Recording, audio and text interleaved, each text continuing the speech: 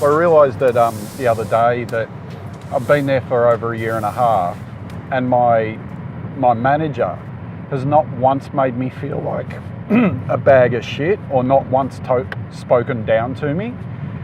And that's such a fucking rare thing. Like, 18 months with anyone, 18 months with a lover, 18 months with the fish and chip shop guy that you go to, you're gonna catch him in a mood sooner or later. And this guy's just, he's constantly stressed, but he thrives on stress. So it's almost like my fuck ups do him a favour or something. Keep him energised, but so that's good. All right. My favourite music takes away your ability for discernment. Your your synapses and your neurons and neurochemicals and all of these things, they do their own thing. They let you know, and it's great. It's like, because your subconscious is in charge at that point. It's like when you're dreaming, and that dream state is why music's powerful, because you can be awake and be in the dream state when the music takes you.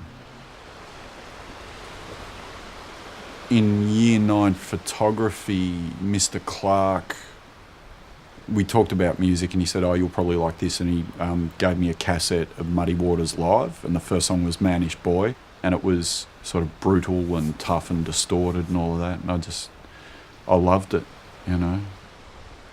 The primal thing is easy to understand, if you feel it, if you're 3 or if you're 30 or if you're 80, you just feel it. Well, I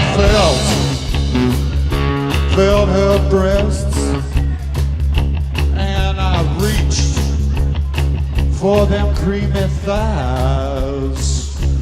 If I fell in love, the would have fainted and died. Would have fainted and died. Well, I tiptoed to my window, and I reached for them blinds. I could hear my best friend and him baby sigh, him baby sigh, him baby sigh, him baby sigh, him baby sigh.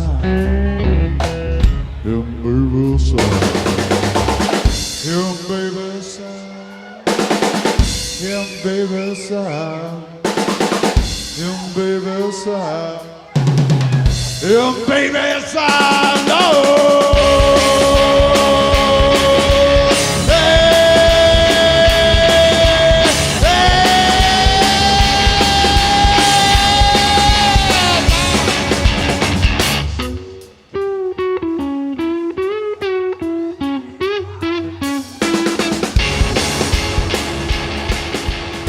Got, I believe, the first person to come on Musical Chairs twice, and it is Chris Russell. Good morning, Chris. Hooray for me. Yeah, exactly. I remember, I think it was about 3 years ago when you came on the first time, and I remember you were so excited about doing Musical Chairs. You brought in so much music as well. I remember that you just wanted to get through. Yeah. Well, it was a real thrill. It was much better than listening to music drunk in my lounge room. That's good, especially for a Thursday morning as well. Yeah. That's right.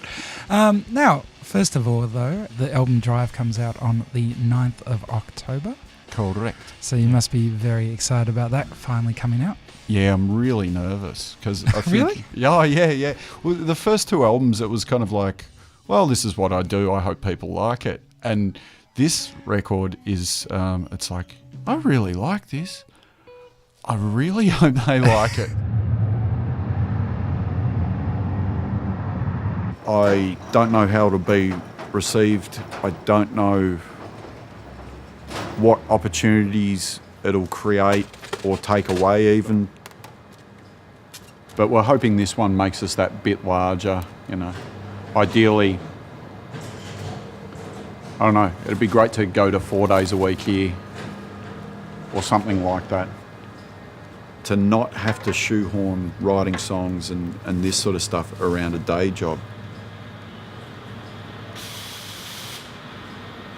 I was really frustrated as a sideman always. It's like I didn't get my driver's license till I was 30, but that didn't stop me being a shocking backseat driver, you know. And it was the same with music too. I was sort of trapped in that, almost living vicariously through frontmen, because I could hear my things in my head or hear things in my head, and didn't have the skills to be able to pull it off, certainly not with singing.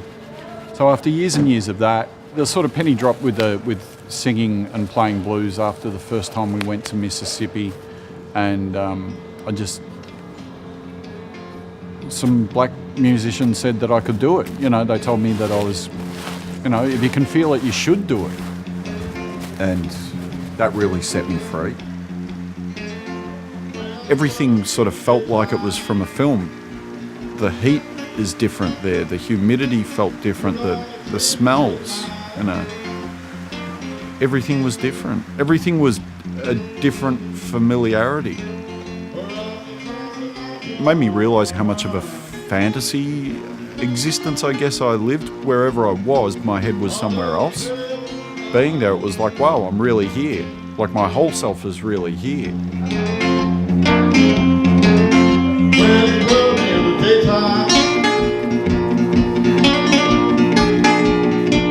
To the ends of your hair,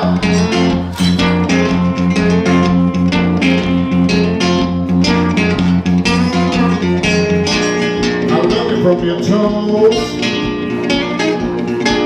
to the ends of your long black hair.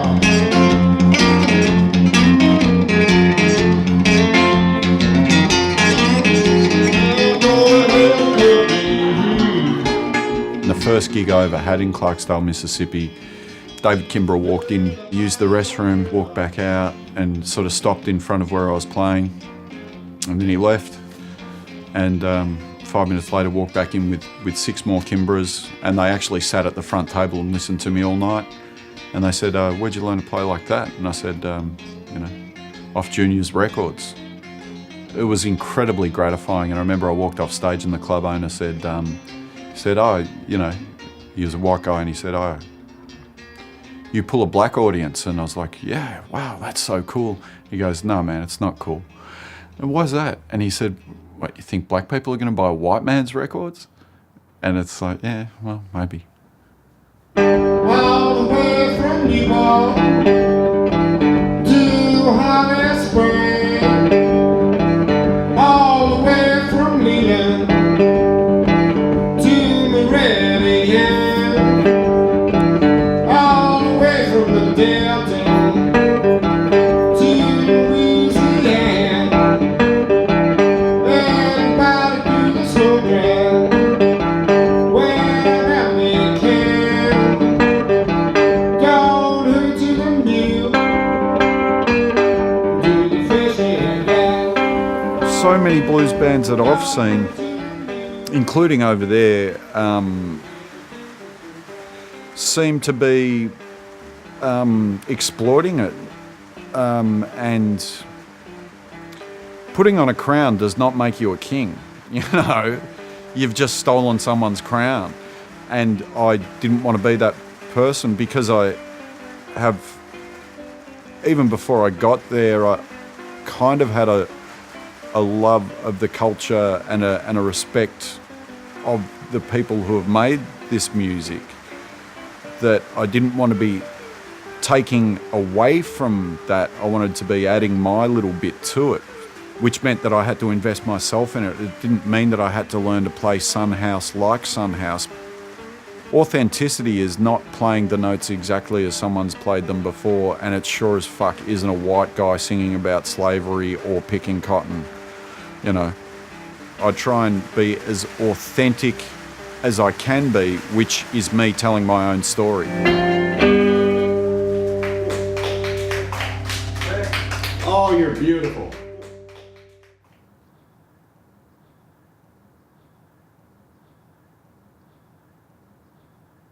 I was 20, and when my sister died, I just sort of, I became very antisocial, and I started practicing guitar between 8 and 16 hours a day for about a year and a half, except for Sundays. And on Sundays I'd play for 8 hours. And I did it to the extent, and I became such a shut-in that I kind of lost the ability to speak a little bit.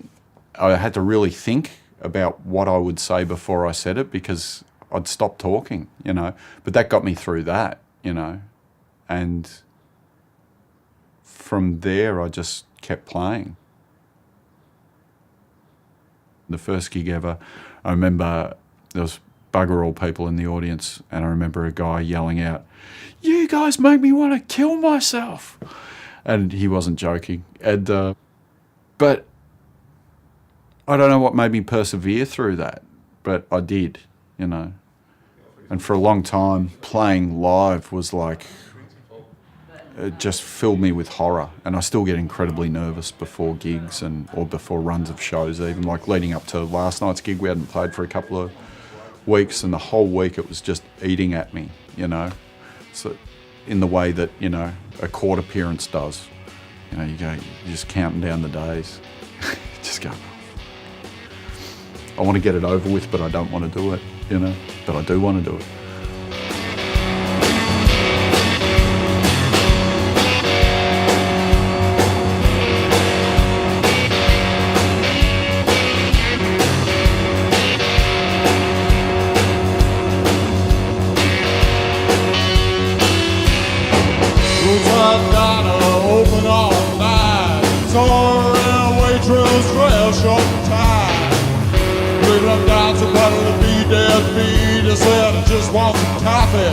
Don't need to eat. You rang a bell with an order of eggs. Saw him turn the plate, saw him stare at her leg. Stood in front of him and said, "I'm a little light beside the don't eat eggs, and I'm driving all night." Drive!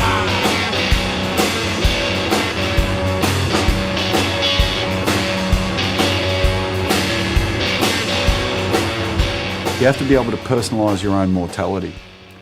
Okay, kids know that they're going to die someday, but I remember when I was about, I think 33, and there's been family deaths around me, sibling deaths and this sort of stuff. But it was at 33 I personalised my own death or whatever, where it was like 2 nights where I couldn't sleep. I'm going, holy shit, I'm going to die. Like, I'm really, really going to die. And life is a fucking eye blink, and this is a joke, and I want to speak to the manager because it's not fair, right? And for me, going through that process also freed me up to be able to play blues somehow, to be able to take it public, and also to be able to make it sometimes proper blues,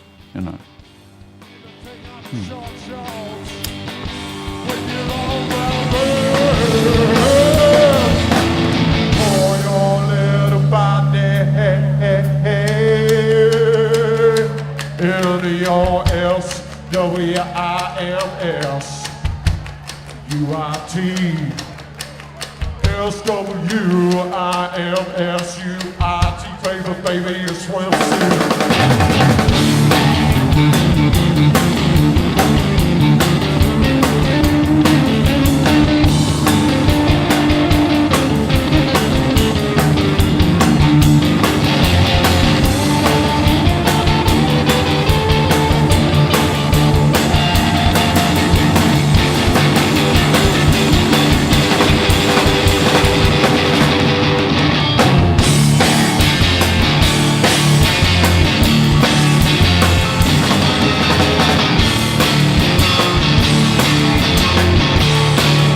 Those moments you forget you're going to die.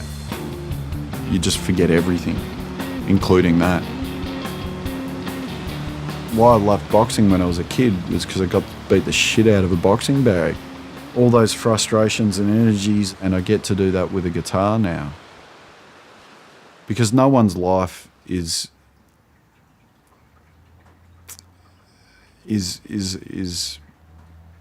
heaven,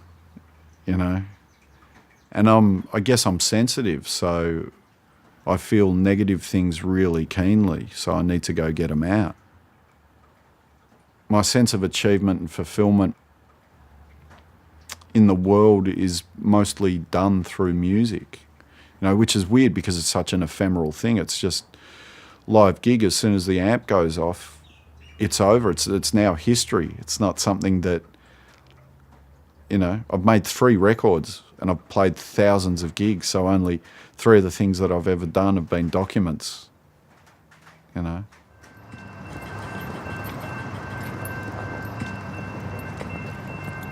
What's driving me now is I want to be able to make a grand effort.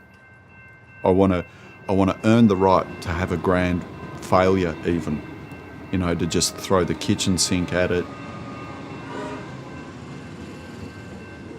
I think I would look back with regret if I didn't, And that's a pretty keen motivator. Regrets are no good. I've seen people older than myself who have a lifetime full of regrets and a lifetime full of thwarted ambition and self-sabotage. And I don't want their present to be my future. But whether or not the payoff's actually there, am I just Sisyphus? Am I just fucking trying to push a rock up a hill just to watch it roll back down again? Don't know. We'll find out.